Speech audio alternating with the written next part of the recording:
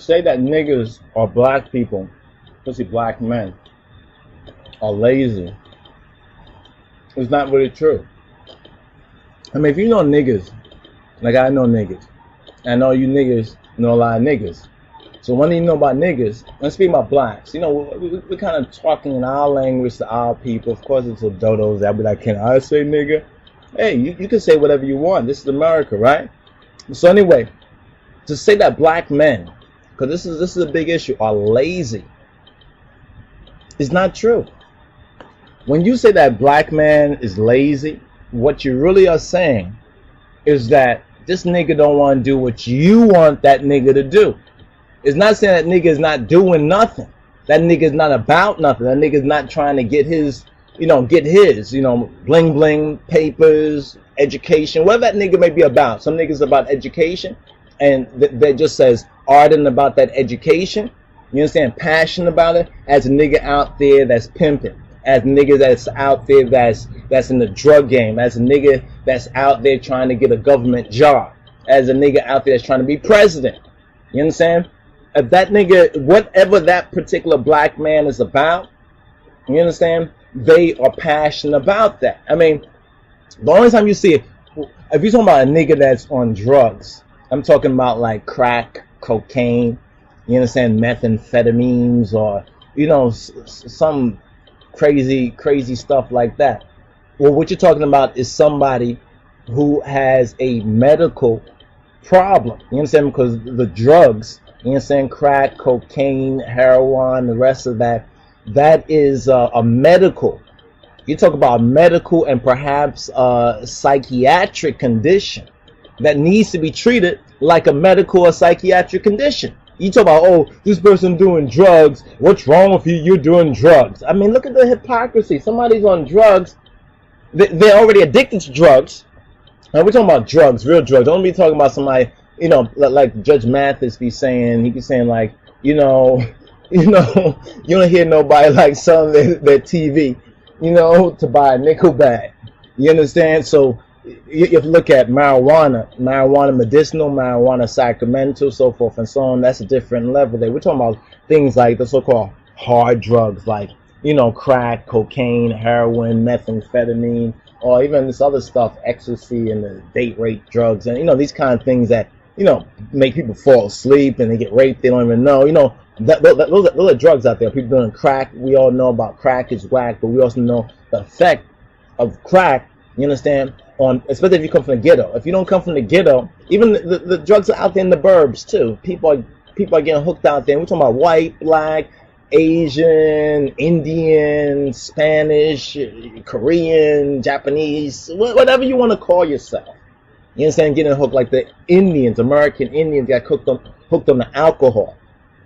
You understand? They get hooked on that, what they call the fire water and everything. And people treat it like, oh, these are alcoholics. Like, this is like fancy. This is like, Fabergé or something like that. No, it is a drug.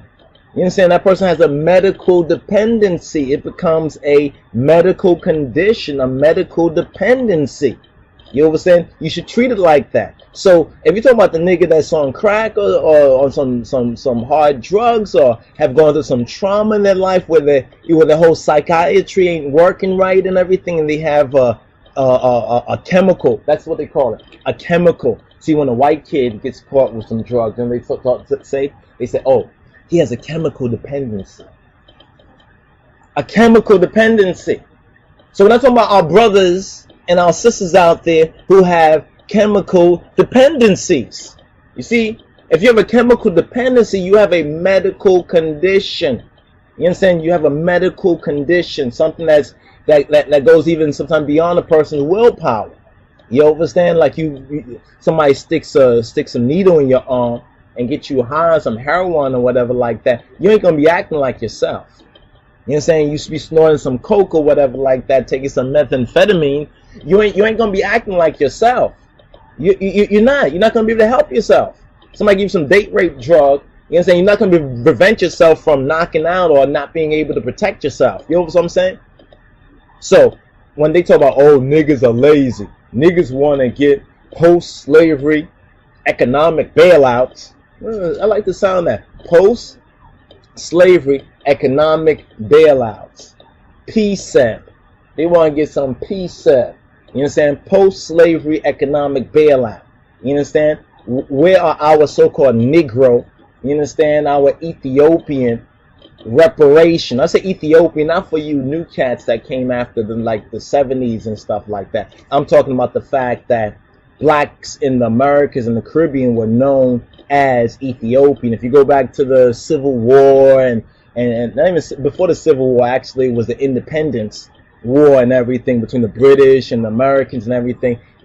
The British tried to get us to help them, call us Ethiopian, even promise us passage back and freedom and all those kind of things in order for us to fight against the white man over here, because some white on white crime that was going on, because the white Americans said, yo, we want to keep all the cheddar, all the cheese, all the dollars and the tea leaves for ourselves. So they had the Boston Tea Party and everything, because they didn't want to pay England nothing, even though England was their mother. So that's the real first original motherfucker.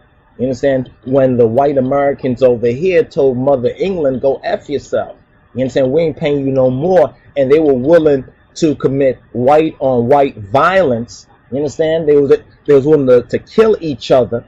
And this was white men fighting white men to kill each other. So they wanted blacks on their side, the British. So they said, listen, we'll create this Ethiopian regiment. You'll be part of this Ethiopian regiment and everything like that. This is how we know who we are, even before, you understand, the time of, say, Haile Selassie I, and before this modern time of meeting many of you Ethiopians who have come over in exile and refugee status and everything else. You understand? So don't get it twisted. We know who we are. You got to find out who you are and why you're over here. You over what I'm saying? But anyway, when we start to talk about a bailout for post-slavery economic trauma and stress, you see, this is a real issue. This doesn't mean people say, oh, you niggas don't want to do no work, you niggas are lazy, and you're going to get all that money and you're just going to waste it and buy fried chicken and bling bling and cars and ride around. No, we already got that kind of stuff. You understand? You know what I mean? But that's not what it's about. You understand? So when somebody tells you a nigga is lazy, you understand, you got to recognize it's a lie. We've lived so long under that lie. What it means is that somebody wants somebody to do something that somebody is not doing. So the easy way to try to deal with this kind of like psychological warfare, to manipulate somebody's feeling and emotion, is to call that nigga lazy. You understand? Instead of finding out what is that nigga about, what is he doing, and support that nigga in what he's doing. You understand? Or at least stand outside of his way and wish him Godspeed if he's not going out there to kill somebody, to rape nobody, to mug nobody, to hurt nobody. You understand? If he has a dream, you understand? People say we should believe in Martin Luther King's dream. Okay, I have a dream. You want to hear my dream?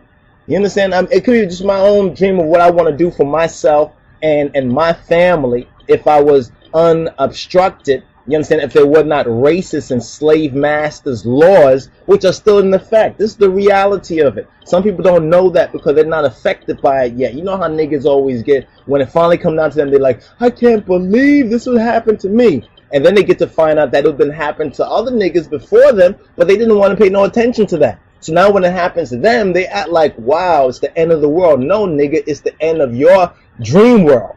You see, it's the end of your dream world. You're waking up now. Now you're coming into the nigga family. You begin to recognize, oh, this is what our ancestors were talking about. This is why, you know, YADON was trying to tell you, like, listen, we need to agitate. You understand? We need to get involved. I'm not even talking about protests in that whack old way, that old way that was whack, and basically all it did was get a lot of niggas whacked and like waterboarded without the board. You understand? When they turn the fire hose on everybody. Okay, that was then. You understand? This is now.